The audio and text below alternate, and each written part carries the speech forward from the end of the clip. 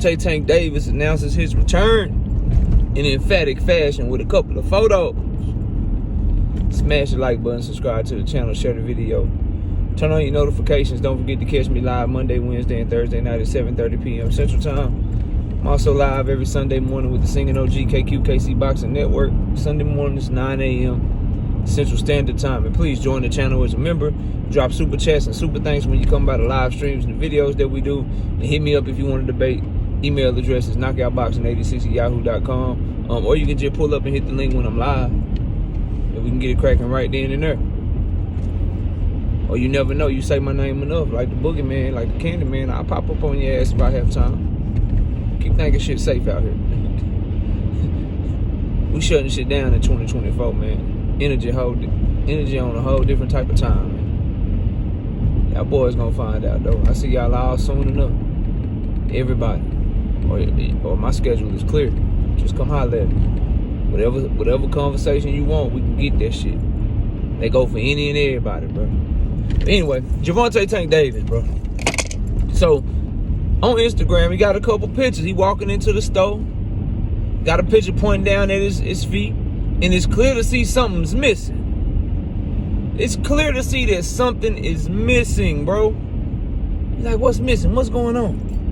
He ain't got that ankle monitor no more.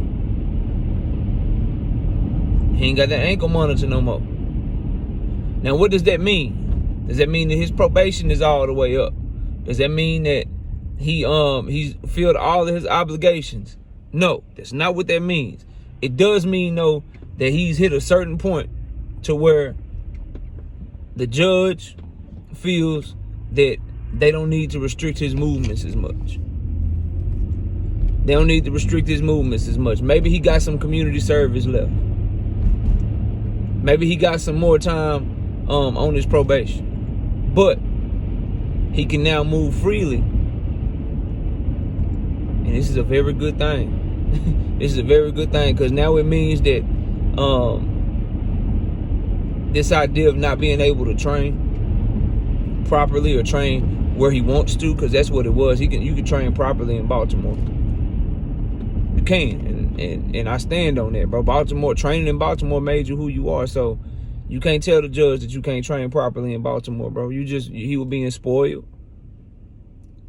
He didn't wanna have to train in the cold probably during those months or whatever, but he worked through it, stayed in shape, trained there, and now he'll finally be able to move around.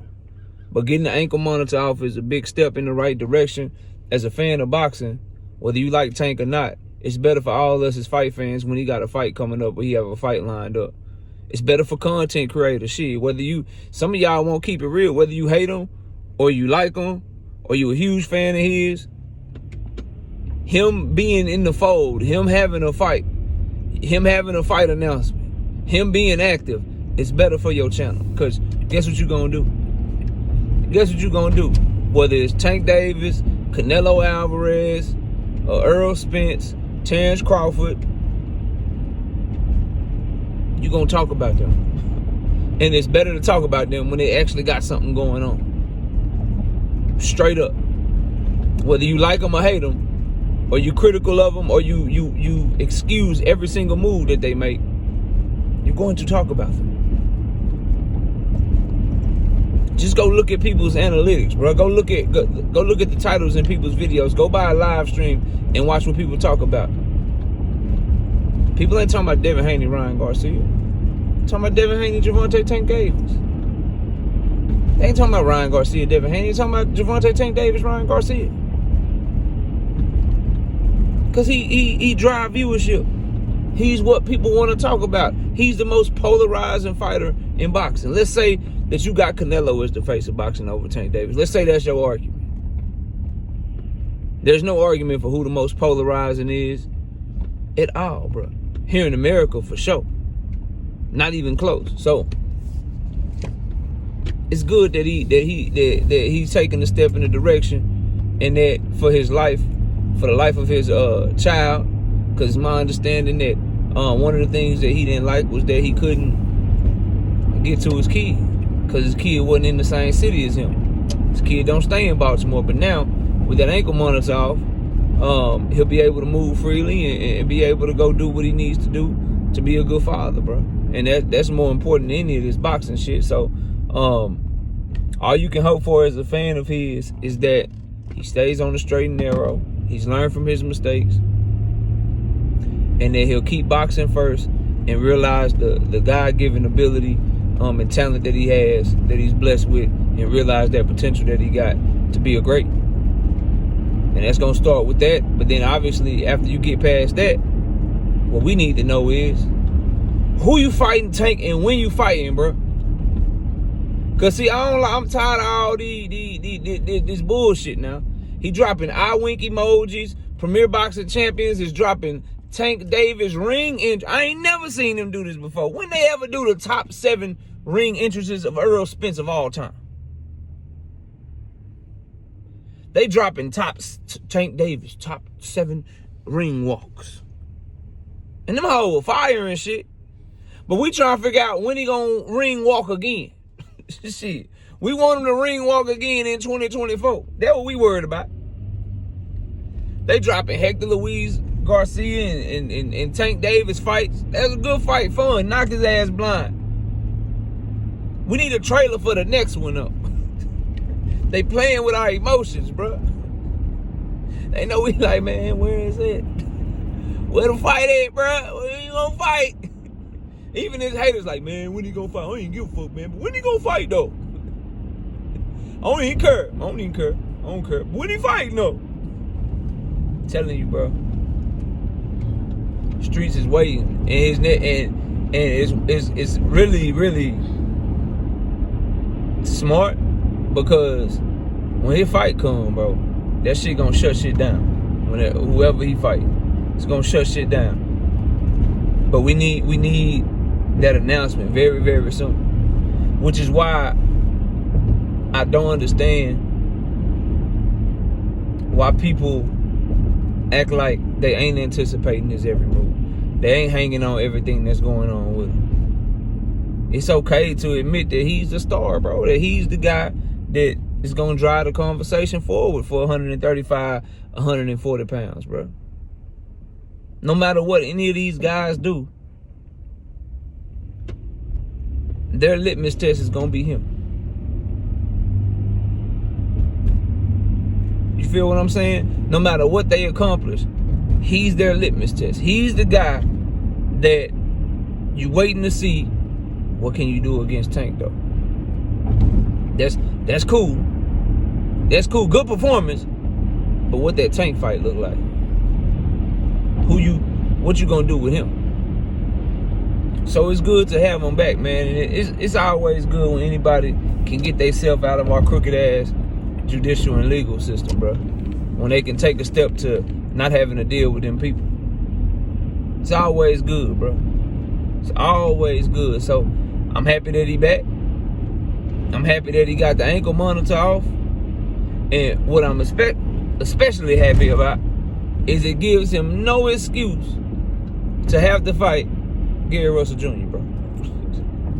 No excuse. Because, see, you can try to use that shit as an excuse. Well, shit, he can't leave Baltimore. So it made the most sense if he going to have a fight in the Baltimore area. It made more sense for him to just fight Gary Russell, because that's the biggest fight in Baltimore. That's for the city. Baltimore versus DC.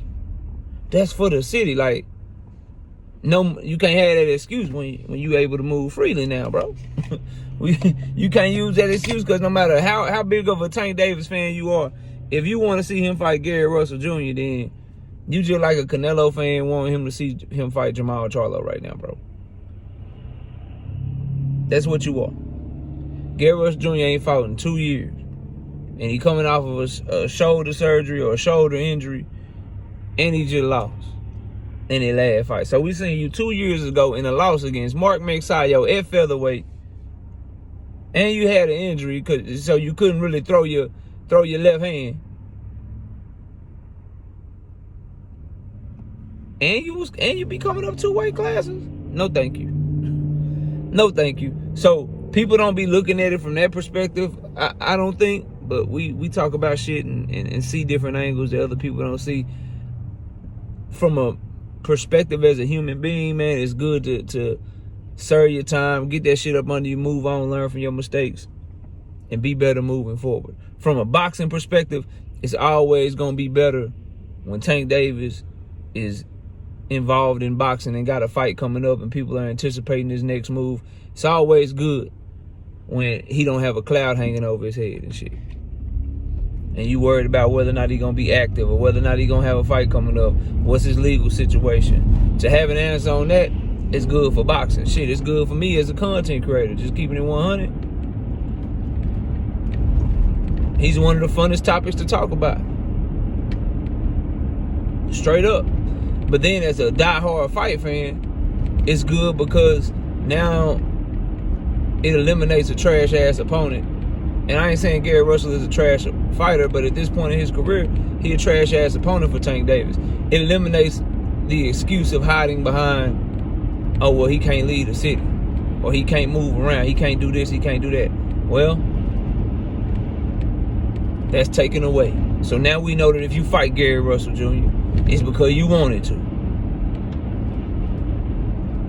It's your choice.